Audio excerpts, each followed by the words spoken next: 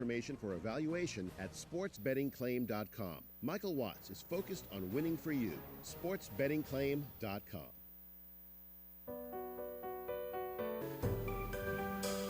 Titillating Sports with Rick Tittle.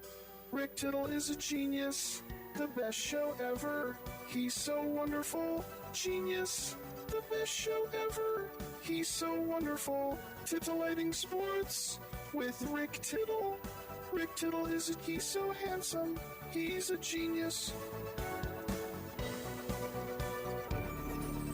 I am so excited to be back on the Rick Tittle Show. All right, thank you for that. Welcome back to the show. Rick Tittle with you coast to coast and around the world on the American Forces Radio Network. And if you're looking on twitch.tv, you see our little two-camera shot. Joining us in studio once again, we're happy to have her, the highly talented and infectious Alison Arngrim. She's here to perform her wickedly humorous one-woman show, Confessions of a Prairie Bitch.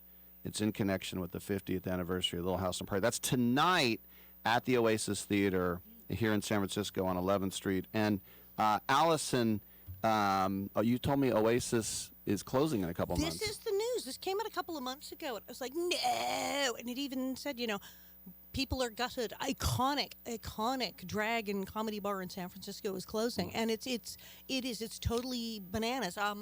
Just years of stuff, and I think they took a hit during COVID, like a lot of the clubs and restaurants did, and they're just said no. We can't keep this going, and everyone's having a fit because famous people have been playing there for years. All the good comics, all the good drag acts, everybody's been there. And it's a really nice room. It's a great place. And I played there last year. That's why I was here. And I was so excited when I got, oh, yeah, San Francisco. Oh, good, Oasis again. And no sooner was I booked, I'm like flipping through the internet, and it's like, Oasis is closing in December. I'm like, no, what?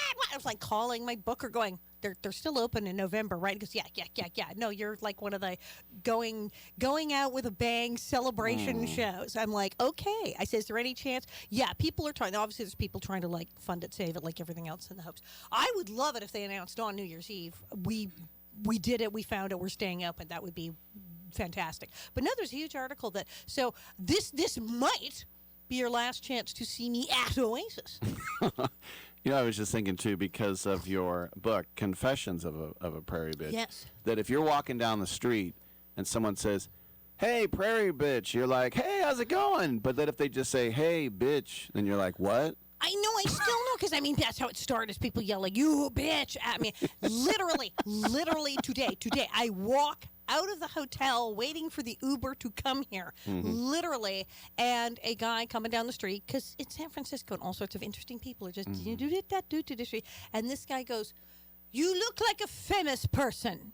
And I said, is it the coat? Because, I got the nice coat. And I started laughing. And he said, no, you look like Alison Arngrim, who's Nellie, also. I went, oh, yes, hi, yes, it's me, hi. Wow. And then he went bananas, said, your book. And he went off and he said, I love you, Prairie Bitch. And started talking about, yes, Prairie Bitch, and gave me like a rave review for apparently everything I've ever done. And it was a lovely encounter. But indeed, he said, he called me Prairie Bitch in the street. Literally, this happened less than an hour ago. Have you?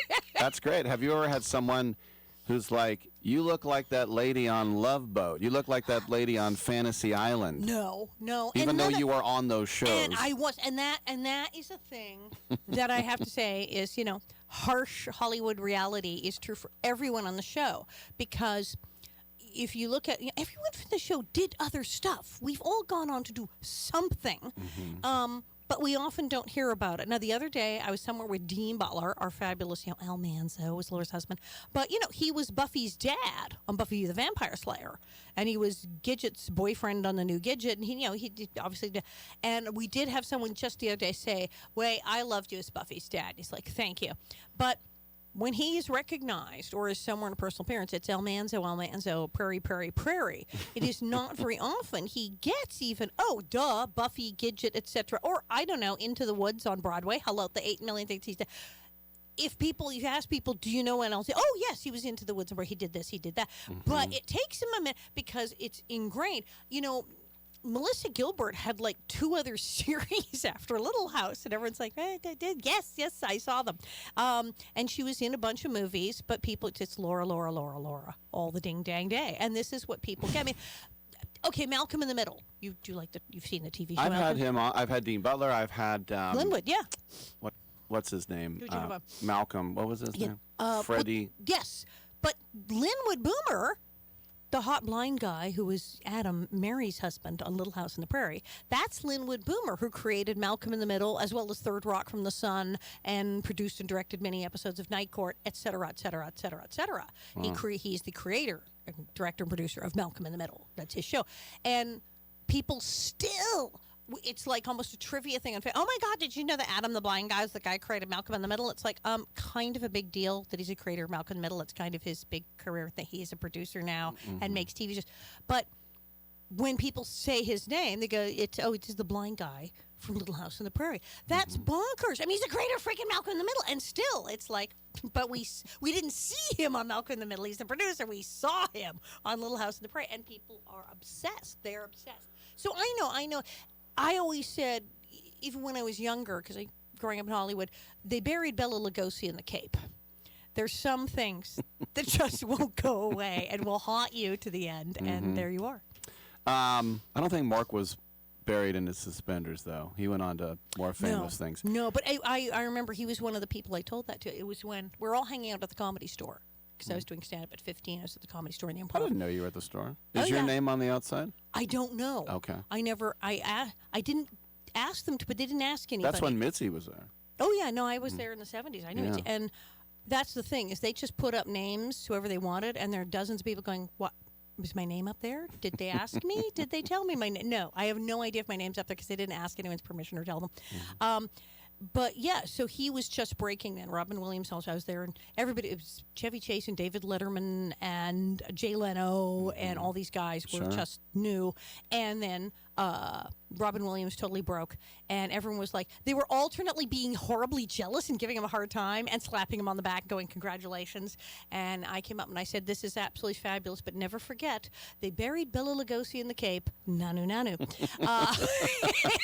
And of course, he went on to many diverse projects, which so he clearly saw that and said, I better be careful.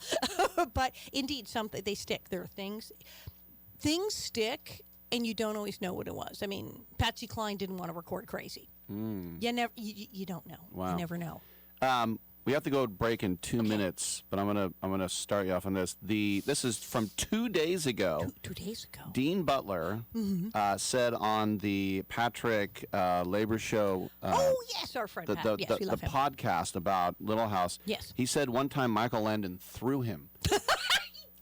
He said that... It sounds terrible. There was something where he said Michael Landon was grabbing, he goes, go limp. And Dean Butler was like, no, I'm not. And the third time, he threw him across the room. Went limp after that. Yes, it sounds terrible, and it sounds terrible on paper. Michael Landon threw me across a barn. But Michael Landon threw him across a barn, and it was hysterical.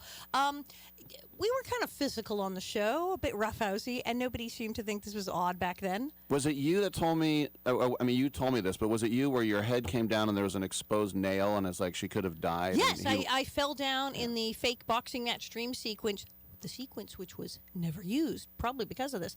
And as I hit the mat, I looked on a giant nail pointing up, and I went, oh, look, I could have died. Now, Michael had a fit over that and said, hey, we almost killed the 13-year-old. Let's not. And had them go over the mat and said, where nobody's moving until this mat is cleaned and there's no nails. But, yeah, we were a little physical, and they were doing a fight scene. And it was very, very grapply, do-your-own-stunts fighting craziness. And in this moment, Michael said, okay, the deal is, when this happens, you have to go limp. Because it was also like, so you don't get hurt, because this is how we're choreographing the scene. Right. You need to go limp. And he didn't go limp. And then he did it again. No, seriously. Trust me. You have to go limp right now. And he's like, right, got it. Doesn't go limp. This goes on for a while, by Dean's own admission. He said, I don't know why, I couldn't get it in my head. I was like, no, I can't go limp. And he said, I was young. And he didn't go limp. And so Michael threw him across the barn. And the whole, On that note, we're going to take a quick break. We'll come back. We got more here. Alison Arngrim, a ball of energy. And, of course, tonight at the Oasis, you'll see her perform. Come on back.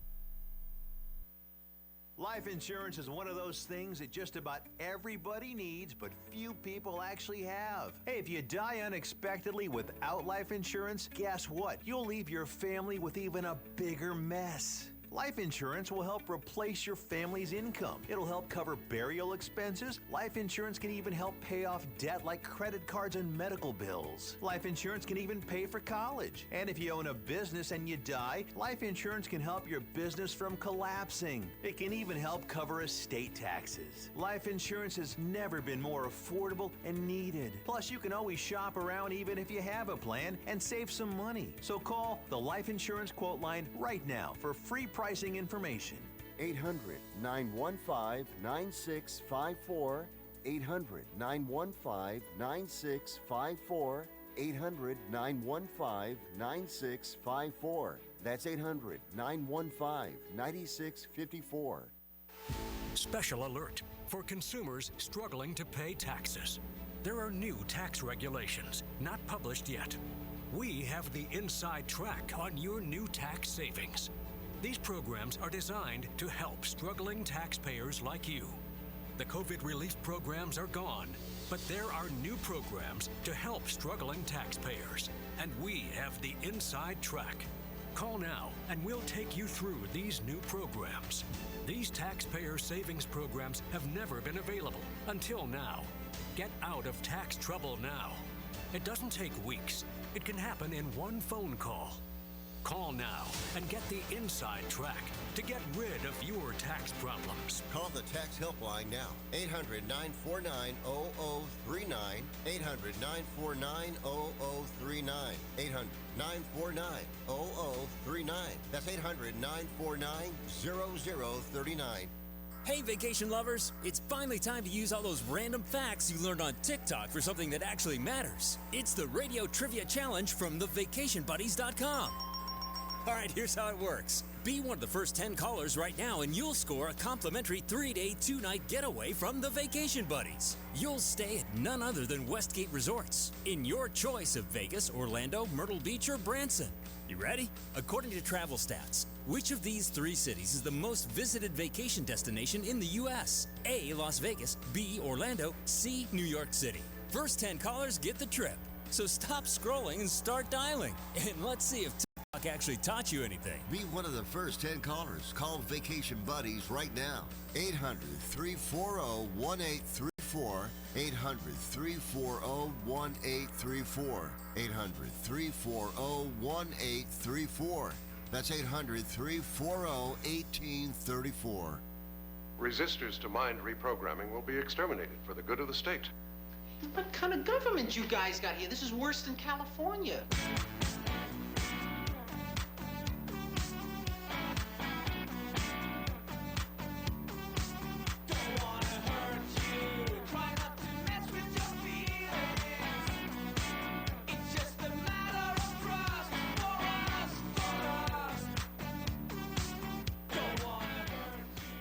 This is the only sports talk show that features a Rhodes Scholar, but he ain't here today. Now, back to Rick Tittle. All right, thank you for that. Welcome back to the show. Rick Tittle with you coast to coast around the world on American Forces. On twitch.tv, you can see the lovely and talented Alison Arngrim is in studio with me. She is performing her one-woman show tonight at the Oasis at 7 p.m. here in San Francisco. And as we were talking about the eccentricities of Michael Landon. Flinging Dean. Now, to be fair, as I said, he didn't regularly throw anybody across a room.